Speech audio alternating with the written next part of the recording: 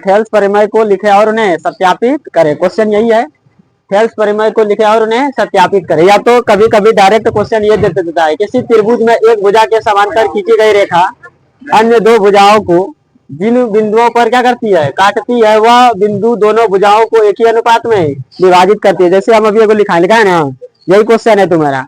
तो आपको ये घुमा घुमा के क्वेश्चन पूछ सकता है, या तो डायरेक्ट ये दे देगा थेल्स प्रमेय को लिखे और सत्यापित, परिभाषा भी लिखना है और इसको सत्यापित भी करना है, या तो परिभाषा दे देगा और उसके बाद आपको क्या कहेगा, सत्यापित करने के लिए कहेगा। दो तरीका से क्वेश्चन पूछता है।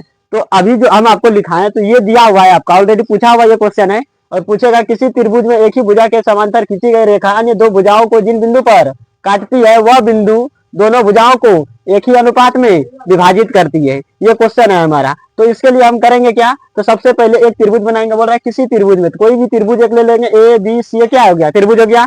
बोल रहा है एक भुजा के समांतर, एक भुजा के समांतर, तो बीसी के समांतर हम डी ई रेखा खींच लिए हैं, बीसी के समांतर डी ई रेखा खींचे हैं।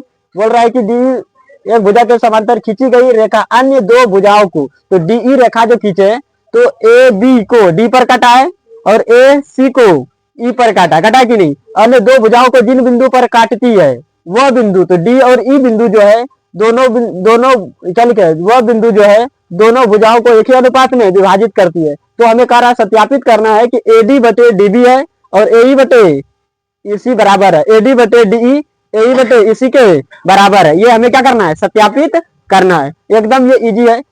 और आपको करना क्या, ए बी सी एक त्रिभुज ले लेना है सबसे पहले, जिसमें कह रहा है बीसी समांतर है किससे, डीई से, है ना। बीसी समांतर है किससे, डीई से समांतर है। इतना अगर समझ में आ गया है, इतना सा आपको कर लेना है। और उसके बाद सिद्ध क्या करना है, एडी बटे डीबी और एई बटे इसी, मतलब एडी बटे डीबी, समझ में आ रहा है कि नहीं, बराबर है किससे, ए ई बटे ई सी से। जब इतना आपको समझ में आ जाएगा, यहां तक आपको समझ में आ गया, उसके बाद आपको कुछ रचना करना है। क्या करना है, रचना में लिखे डी एफ लंब है किस पर, ए सी पर, डी एफ लंब है, ध्यान से समझिए, डी एफ लंब है किस पर, इस भुजा पर। ये जो है लंब है ए सी पर, इस पूरे भुजा पर जो है डी एफ लंब है, समझ में आ गया। उसके बाद हम लिखे ई एन लंब है ए बी पर, ई एन ये बोला है लंब है किस पर, ए बी पर, इस भुजा पर लंब है ई एन। इतना सा समझ में आ गया। उसके बाद बोले डी को सी से, डी को किसे मिलाए हैं, सी से, और बी को ई से मिलाया, यही ना किया, यही लिखे हैं, डी को सी से, बी को ई से मिलाया। इतना होने के बाद अब आपको करना है त्रिभुज में काम। काम करने के लिए कौन कौन सा त्रिभुज लेंगे, तो आपको ध्यान से देखना है। यहाँ हम सबसे पहले ए डी ई ऊपर वाला त्रिभुज लेंगे, ये वाला ए डी ई, ये वाला त्रिभुज होगा, समझ में आ रहा है कि नहीं। इस त्रिभुज में जो है ये त्रिभुज लेंगे और एक ये वाला लेंगे, ये वाला बी डी ई, ये वाला त्रिभुज, बी हुआ, डी हुआ, ई हुआ, ये वाला त्रिभुज, ये ए डी ई, ये वाला त्रिभुज पूरा हुआ, ऊपर वाला छोटका त्रिभुज, और डी बी डी ई, ये वाला त्रिभुज। ये दोनों त्रिभुज में क्या करेंगे, दोनों का क्षेत्रफल निकालेंगे। तो ए डी ई का क्षेत्रफल बटे बी डी ई का क्षेत्रफल, यही लिखे हैं, त्रिभुज ए डी ई का क्षेत्रफल बटे त्रिभुज बी डी ई का क्षेत्रफल। अब त्रिभुज का क्षेत्रफल होता है हाफ गुना आधार गुना ऊंचाई, आधार गुना ऊंचाई, और नीचे वाला भी त्रिभुज है तो इसका भी क्षेत्रफल हाफ गुना आधार गुना ऊंचाई, तो हाफ हाफ है, तो देखिए हाफ हाफ कटा दिया है। अब इसका आधार और इसका आधार लिखना है। तो इसका आधार देखिए ए डी ई का आधार कौन है, तो जिस पर लंब होगा वही ना आधार होगा, समझिए ध्यान से। ए डी ई, तो लंब किस पर है, ए डी पर है ना, ये लंब ना है, ई एन क्या है, लंब है, ये वाला क्या है, इस पर लंब है ना, लंब डाले हैं। ई एन लंब किस पर, एडी पर, किस पर, एडी पर, तो ई एन लंब एडी पर डाले हैं। तो एडी इसका क्या है, छोटा वाला त्रिभुज का आधार है। तो यहाँ देखिए आधार के जगह पे हम क्या लिखे हैं, एडी लिखे हैं, क्या लिखे हैं, एडी। उसके बाद नीचे वाला बी डी ई त्रिभुज का आधार कौन है, तो बी डी ई त्रिभुज का आधार किसको मानेंगे, इसमें बी डी को, किसको, बी डी को। और इस वाला त्रिभुज का आधार कौन होगा, एडी होगा, इसका ये वाला आधार होगा और इसका ये वाला आधार होगा। तो यहाँ देखिए बी ए डी बटे डी बी हो गया, यहाँ क्या लिख दिए, ए डी, और नीचे वाला त्रिभुज का आधार कौन सी है, डी बी, ये ना है। और उसके बाद कह रहा है कि ऊंचाई बताइए, तो ऊंचाई मतलब शीर्षलंब होता है, इसका शीर्षलंब क्या होगा, इस वाला त्रिभुज में शीर्षलंब लंब कौन है, लंब इसमें कौन है, ई एन लंब है, कौन है, ई एन लंब है, ई एन लंब है। तो यहाँ ऊंचाई के जगह पे क्या लिखेंगे, ई एन, और नीचे वाला त्रिभुज का भी लंब वही होगा, क्योंकि हम यहाँ जो लंब लिए हैं क्या लिए हैं, देखिए डी एफ लंब ए, क्या लिखे, ई एन लंब ए बी, ई एन लंब ए बी, है ना, ई एन लंब ए बी पर है, तो इस वाले त्रिभुज का भी जो है ये वाला बी डी ई त्रिभुज का भी लंब कौन होगा, इसी का बनाया गया भुजा ये ना है, इस पर लंब कौन है, ई एन लंब है, तो इस वाला त्रिभुज का भी लंब ई एन ही होगा और इस वाला त्रिभुज का भी लंब ई एन ही होगा। तो दोनों का ऊंचाई एक ही लेना है। कुछ समझ में आ रहा है तो आपको सीधा सीधी ये समझना है कि दोनों का ऊंचाई क्या करना है, सेम लेना है। आधार भले अलग अलग होगा लेकिन ऊंचाई क्या होगा, सेम होगा। तो इसका जो लंब होगा, इसका इस त्रिभुज का भी लंब वही होगा। तो दोनों का लंब सेम सेम कर देंगे, ऊपर जो लिखेंगे वही नीचे लिख देंगे। एन कट जाएगा, हाफ हाफ कट जाएगा, बचेगा एडी बटे डीबी, एडी बटे डीबी ना। अब त्रिभुज उधर से लेंगे, इधर से हो गया, अब इधर से लेंगे, अब वही त्रिभुज लेंगे, अब की बार इधर से लेंगे, ए डी बी लिए थे, अब की बार ए ई डी लेंगे, ए ई डी। यहाँ लिखे त्रिभुज ए ई डी का क्षेत्रफल, ए ई डी का क्षेत्रफल बटे और सी ई डी का क्षेत्रफल, इबला त्रिभुज का क्षेत्रफल अब की बार लेना, इबला का, ठीक है। ई ए ई डी ये वाला और सी ई डी ये वाला त्रिभुज में काम करेंगे, दोनों का क्षेत्रफल, तो दोनों का क्षेत्रफल निकालेंगे, मतलब हाफ गुना आधार गुना ऊंचाई, तो हाफ हाफ तो खत्म हो जाएगा, आधार लेना है। तो ये वाला इधर वाला त्रिभुज में ये आधार होगा इसका और नीचे वाला त्रिभुज में ये आधार होगा। कैसे, क्योंकि लंब यहाँ ना है, लंब जिस पर डाला जाता है वही क्या होता है, आधार। तो डी एफ लंब किस पर है, ई ए ई पर है कि नहीं है, किस पर है, ए ई पर है कि नहीं है, ए ई पर लंब है, इसका मतलब ये आधार ए ई इसका आधार हो जाएगा। और उसके बाद ई वाला त्रिभुज में देखेंगे सी ई डी में ई सी क्या होगा, आधार होगा।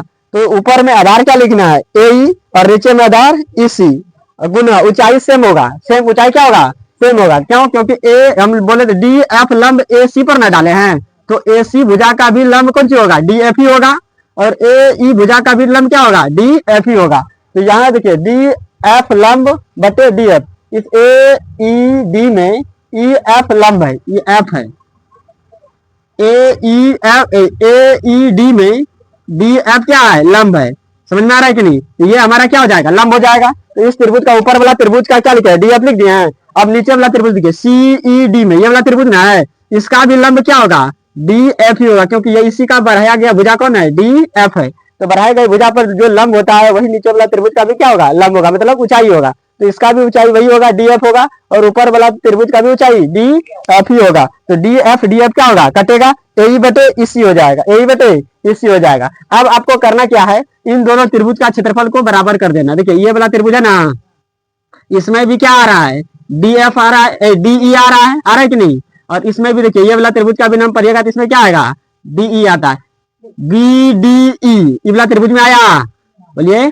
उसके बाद देखिए इस वाला त्रिभुज में पढ़ते हैं सी ई डी, इसमें भी डी ई आ रहा है, इसमें भी डी ई आ रहा है, और इसमें भी डी ई आ रहा है। तो जब दो त्रिभुज का जो है, जब दो त्रिभुज का आधार क्या हो, एक ही हो, जब दो त्रिभुज का आधार एक ही हो तो उसका क्षेत्रफल क्या होता है, बराबर होता है। हम लिखे हैं त्रिभुज D B D E, B D E ये वाला त्रिभुज है, और त्रिभुज सी E D, C E D ये वाला त्रिभुज है, इसका आधार कौन है, डी ई है। क्या लिखे हैं, आधार एक ही डी ई है, इसीलिए इसका क्षेत्रफल क्या होगा, बराबर होगा। ये दोनों त्रिभुज का क्षेत्रफल क्या कर दिए, बराबर कर दिए, मतलब इसका क्षेत्रफल बराबर इसका क्षेत्रफल। देखिए हम लिखे area B D E, B D E बराबर है किससे, area C E D, C E D. जब इसका क्षेत्रफल और इसका क्षेत्रफल बराबर है तो हम इसके क्षेत्रफल के जगह पे इसके क्षेत्रफल को लिख सकते हैं, या तो इसके क्षेत्रफल के जगह पे इसको हम लिख सकते हैं। तो हम किए क्या है, तो ऊपर से एरिया ए ई डी लिखे है ना, बोलिए।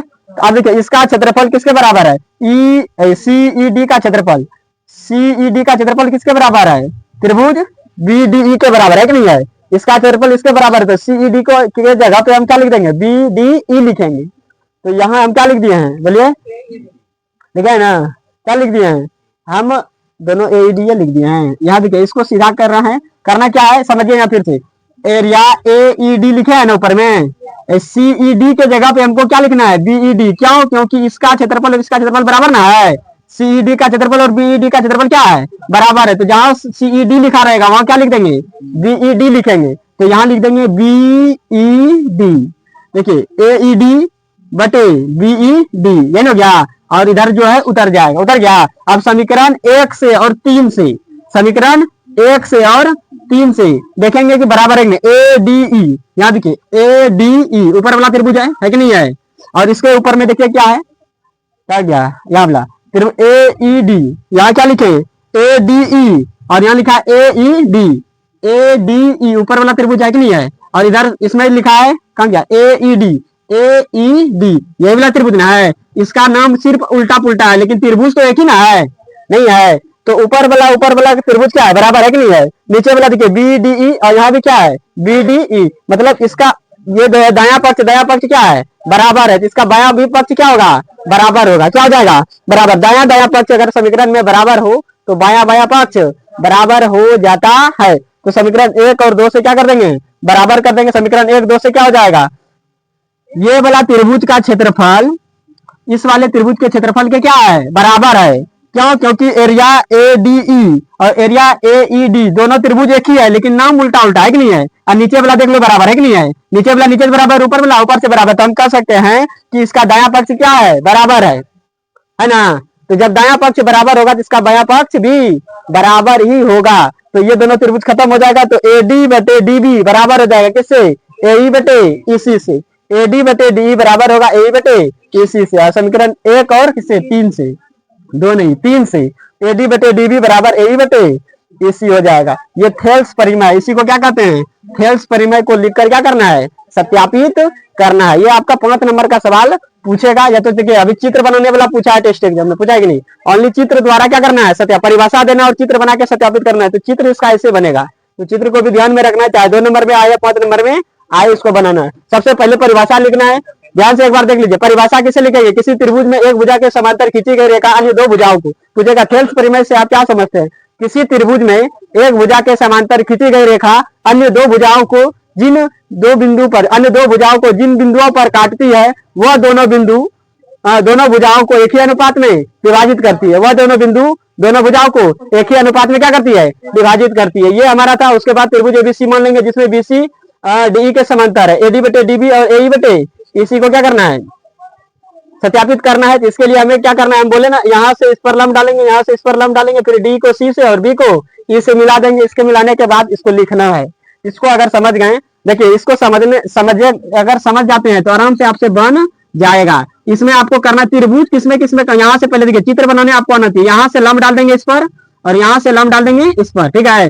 कोई भी नाम दे सकते हैं, नाम में कोनो दिक्कत नहीं। आपका मन जो भी है, समझ में आ रहा है कि नहीं, आप नाम दे सकते हैं, कुछ भी नाम दे दीजिए। यहाँ से लंब यहाँ डाल दिए, उसके बाद आपको खाली सिर्फ आपको आना चाहिए कि त्रिभुज में इसको यहाँ से मिला देंगे, इसको यहाँ से मिला देंगे। इस तरह का आपका फिगर बन के तैयार हो जाएगा। आपको काम कौन सा त्रिभुज में करना है, तो आपको इधर से एक बार इसे ऊपर लगा त्रिभुज में कम करना है, ठीक है, ये पूरा वाला में, और इधर से ये वाला त्रिभुज में, मतलब ये वाला ए डी ई त्रिभुज में एक बार कम करेंगे, और त्रिभुज बी डी ई वाला त्रिभुज में कम कर लेंगे। इधर से करेंगे, इसका लंब ये ना है, आधार इस त्रिभुज का आधार ये होगा और नीचे वाला त्रिभुज का आधार डीबी हो जाएगा, ठीक है। तो एडी बटे डीबी हो जाएगा, लंब क्या हो जाएगा, ई एन, लंब ई एन हो जाएगा, कट जाएगा ये नहीं एन, एडी एडी आ जाएगा। फिर इधर से वही करेंगे, इधर से ए ई डी ई वाला त्रिभुज लेंगे और ई वाला त्रिभुज लेंगे।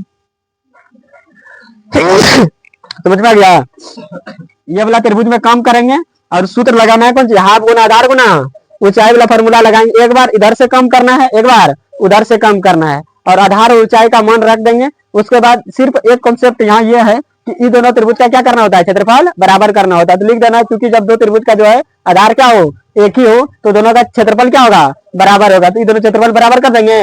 अब देखिए यहाँ ई सी ई डी है, यहाँ भी सी ई डी है, तो सी डी की जगह पे खाली क्या कर देंगे, बी डी ई कर देंगे। तो यहाँ बी डी ई करेंगे तो यहाँ भी क्या है, बी डी ई, तो नीचे वाला नीचे बराबर हो गया, ऊपर वाला तो बराबर है, क्योंकि ए डी ई लिखिए या ए ई डी लिखिए, तो दोनों मतलब बराबर है।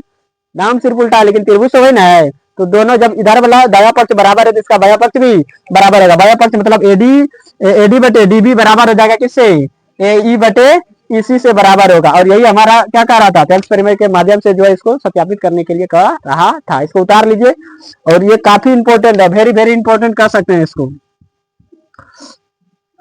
5 नंबर का आएगा, समझ में आ गया। तो इसको उतार लेना है, उतारिए। वीडियो पसंद आए तो लाइक सब्सक्राइब शेयर कर दीजिएगा। आज के लिए इतना ही, जय हिंद।